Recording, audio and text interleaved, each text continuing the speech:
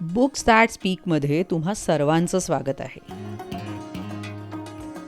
मराठी बालभारती इयत्ता दुसरी 1979ची एडिशन. ऐकूया यातील एक धडा. सुगीचे दिवस. लेखक शंकर पाटील. गोष्टीचं वाचन आसावरी दोशी.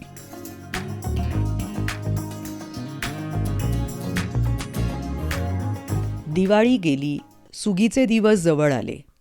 थंडी कडाक्याची पडू लागली. या थंडीने लोकांचे ओठ फुटू लागले. टाचांना भेगा पडू लागल्या. सकाळ संध्याकाळ जाळ करून लोक शेकत बसू लागले. थंडीचा कडाका वाढला. ज्वारीच्या कणसात दाणा भरू लागला. टप्पोरी कणसे भरदार दिसू लागली. वाऱ्याबरोबर ती डुलू लागली. हुरडा सुरू झाला. आज या शेतावर तर उद्या त्या शेतावर लोक हुरडा खायला जाऊ लागले. पाखरांचे थवेच्या थवे पिकांवर येऊन बसू लागले. पाखरं येऊ नयेत म्हणून शेतात बुजगावणी उभारली जाऊ लागली. बुजगावणी म्हणजेच स्केअरक्रो. पाखरांना हाकलण्यासाठी शेतकरी गोफणी फिरवू लागले. तोंडाने हा हा हा असं करून ओरडू लागले.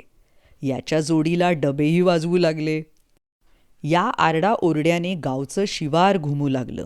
भल्या पहाटेपासूनच शेतं अशी गजबजून जाऊ लागली. पाखरांचे थवे या पिकांवरून त्या पिकांवर उडू लागले. हुरड्याचे दिवस संपत आले. ज्वारीची पाने बुडख्यापासून शेंड्यापर्यंत वाढत चालली. हिरवं शिवार पिवळं दिसू लागलं. शेतातील भुईमुगाच्या वेलांचा रंगही बदलू लागला. त्यांची हिरवी पाने करडी दिसू लागली. शेंगांची काढणी सुरू झाली.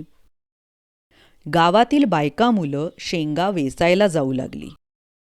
रोज संध्याकाळी शेंगांनी भरलेल्या दुरड्या घरी येऊ लागल्या.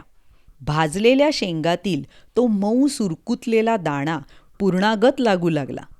शेंगांची काढणी संपत आली बरं का, आणि जोंधळ्याची कापणी सुरू झाली. ऐन सुगीची गडबड दिसू लागली. बायका मुलं, म्हातारी कोतारी सगळेजण याच कामात दंग होऊन गेले. गावात कोणी दिसेनासं झालं. दिवसभर घरांना कुलपं लागू लागली. शेतातून अशी कापणी सुरू झाली. विळे लागून कोणाची बोटं कापू लागली. सड लागून कोणाच्या पायाला जखमा होऊ लागल्या. तात्पुरती चिंधी बांधून लोक तशीच कामं करत होती. कुणाची कापणी चालू होती, कुणाची खुडणी सुरू होती. कुणी खुडलेली कणसं खळ्यात आणून टाकत होते. खळ्यातल्या तिवड्याभोवती बैल फिरत होते. त्यांच्या पायांखाली कणसे रगडली जात होती. कुणाची अशी मळणी सुरू होती. कुणी या मळलेल्या दाण्यांना वारे देत होते. कुणी हे दाणे पोत्यात भरत होते. कुणी ही भरलेली पोती गाडीत घालून घरी नेत होते. कामांची अशी धांदल सुरू होती. सुगीशिवाय दुसरं काही सुचत नव्हतं. सुगी अशी ऐन बहरात आली होती. आता बघूया थोड्या शब्दांचा अर्थ. सुगी म्हणजेच जेव्हा पिकं तयार होऊन त्यांची कापणी करायची वेळ येते तो काळ. इंग्लिशमध्ये आपण त्याला हार्वेस्ट म्हणतो, क्रॉप हार्वेस्ट.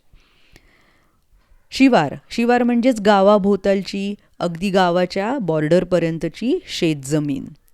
खळं म्हणजे धान्याची जी कणसं असतात ती मळून त्यातले दाणे सेपरेट करण्यासाठी एक जागा असते. मळणी म्हणजे तेच कणसं झोडपून किंवा जनावरांकडनं तुडवून धान्य सेपरेट करणं. तिवडा म्हणजे त्या खळ्याच्या मध्यभागी असलेला लाकडी उभा खांब.